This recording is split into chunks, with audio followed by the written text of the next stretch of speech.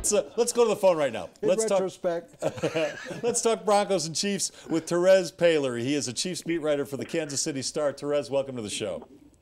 Hey, how you guys doing? Terez, we're so happy you came back after the previous appearance with us. I thought you'd never want to be on with us again. So we really are happy that you're here. You did a great job before, and I'm sure that you will give us some insight that obviously Les has no insight towards the Chiefs. Let's start out with the Chiefs look great the first half. Do you think they backed off the pedal in the second half?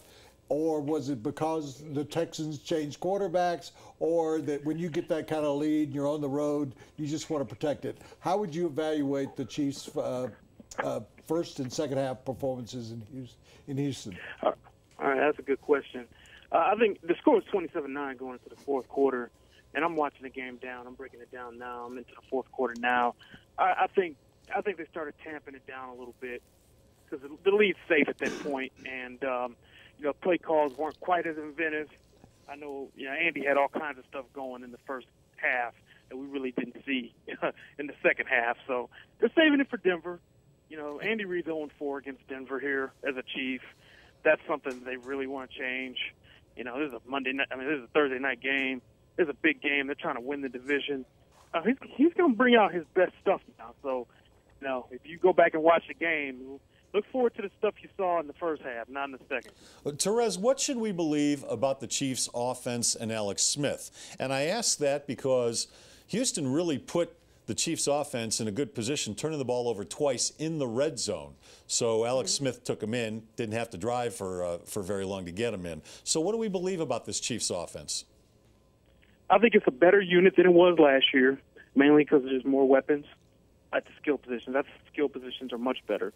You always had Jamal Charles, who's elite back, but now I really like this receiving core. They're complementary parts, and Macklin fits the part of a number one receiver here because he knows the offense, and Alex Smith trusts him. So we saw in this game, everybody's yapping all offseason. Will Alex throw it deep? Will Alex throw it deep? Well, he did twice to Macklin. He'll throw it deep to Macklin. That was not a coincidence. That was not a fluke. They're trying to loosen teams up and prove they'll go deep. At the end of the day, I expect this offense to be better. It's up to the offensive line to improve as a unit. They've got to be more cohesive, though, to not only protect Alex, but really get the running game going. Because they couldn't get the run going against Houston, and that's a concern. I still think they'll still score a lot of points because Andy Reid's passing offense. Say what you want about the guy, but he can call plays. He can get a passing offense going. So they'll score points, they'll move the ball. But to be a complete team, they got to get the running game going. And the good news for Chiefs fans, I think that just takes cohesion. This is not an offensive line that's going to blow people off the ball, but with more time working together, I do think they'll be better running the football. Terez, let me follow up on almost the same kind of start to Les' question. He said, "What should we believe about Alex Smith? What should we believe about Eric Fisher?" I think you can win with Alex Smith. I've said that for the last 2 years. How much, Terez? How far can you go with Alex Smith? I've long said that he's the kind of guy that if you get to the playoffs with him and he gets hot, you can get to the Super Bowl with him, with Andy Reid calling plays, right? So he's not like an Aaron Rodgers who can do it. He needs like a good play caller and lots of skill around him. I think the Chiefs are pretty close to having that, right? Like, the skill positions are really good. They just got to block.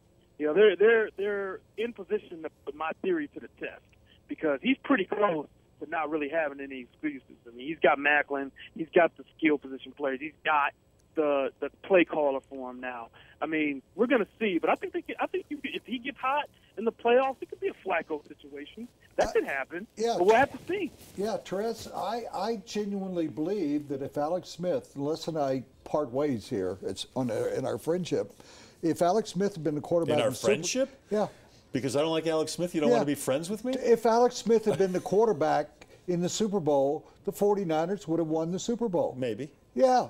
Kaepernick came on and was flashy and sizzle and fizzled in the Super Bowl as far as I'm concerned. But I'm right with you, Perez. I think Alex Smith is the most underrated quarterback in the National Football League. I think he's a lot better than Les gives credit. But I go back, what are we what are we supposed to believe about the Eric Fisher situation? For people that haven't followed it, there are questions of the accusations that Eric Fisher's not tough enough, that he backed out of the game, didn't want to play against J.J. Watt.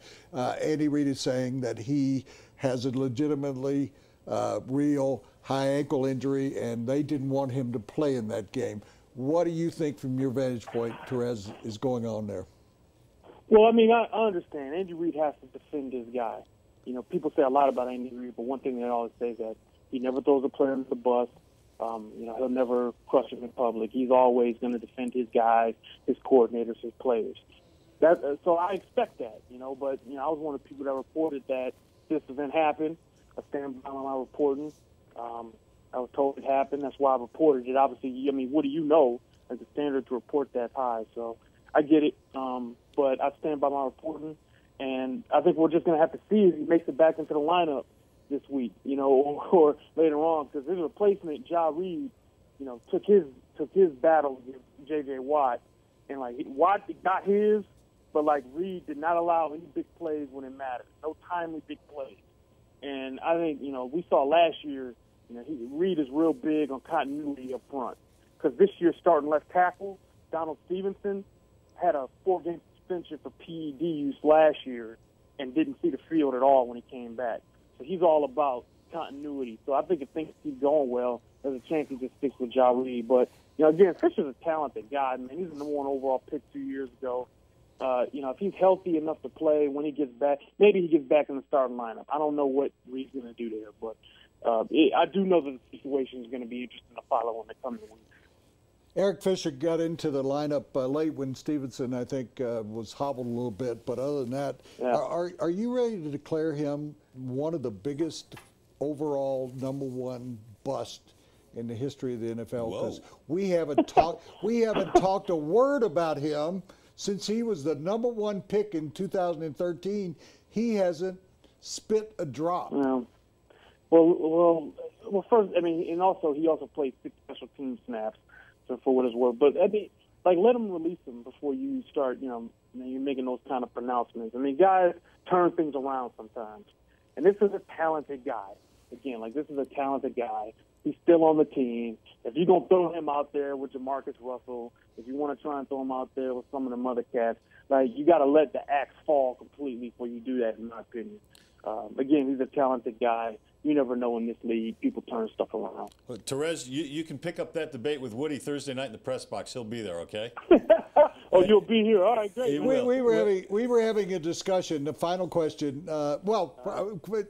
You see the Chiefs winning? Because we do. Or I do, at least. Do you see? Do? Oh, sure. I actually short week. The Broncos have only played. I'm going to give you guys a piece of information. In their entire history, have they ever played a Sunday night game or Sunday game and a Thursday night game on the road after they played an opening game? I just don't think the Broncos are going to be ready to play. And the Chiefs are playing at home. Emotional lift with Eric Berry coming back. With the Chiefs, that crowd is hungry. You know, it's like throwing meat to let them eat barbecue. To a lion. They're hungry. Let them eat barbecue. But I suspect a low-scoring game, Chiefs winning. What do you got, Terez? I got the same. I think the Chiefs are going to win this game. And now, I picked them to go 9-7. So, like, I'm not like a homer or anything. I see all the negative stuff too because I watch them every day. But I think there's a chance that they pour it on a little bit because, again, Denver's beating them up the last 2 years, man. These guys are 0-6 against them the last 3 years. And Andy Reid's 0-4 against these guys. Like, Andy's a proud man. I think he saved up some offensive stuff. I think he's got stuff they haven't seen, especially with Macklin and stuff. I think they get a chance to open this thing up a little bit if Denver's offense continues to struggle because I know they haven't been looking the same. And I know this defense is going to be ready. So, Terez, are you saying you want to change your prediction now? You got the Broncos winning? That's what it sounded like. Hey, Terez, what's your Twitter handle? Terez Paylor. That is TerezPaylor. Kansas City Star reporter. Yeah, that's it. All right. Hey, thanks for your time. And I am going to come up to you, and I'm going to get a plate of that barbecue, and you and I are going to sit down and talk about this game. Terez, thanks. Sounds good, guys. All Have a right. good one. Terez Paylor, the Kansas City Star, and all of our guests appear live, courtesy of Papa John's. Better ingredients, better pizza. Papa John's.